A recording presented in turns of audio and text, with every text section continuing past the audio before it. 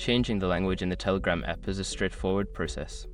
Follow these steps to adjust the language settings to your preference. Step 1. Open the Telegram app. Launch the Telegram app on your device. Make sure you are logged into your account to access the settings. Step 2. Go to Settings. Tap on the 3 horizontal lines in the top left corner of the screen to open the menu. From the menu, select Settings to access your account settings. Step 3. Select Language. In the Settings menu, scroll down until you find the Language option.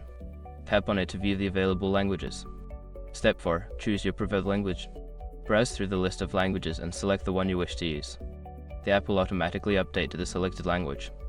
Step 5. Restart the app if necessary. If the language does not change immediately, consider closing the app completely and reopening it. This will ensure that the new language setting is applied.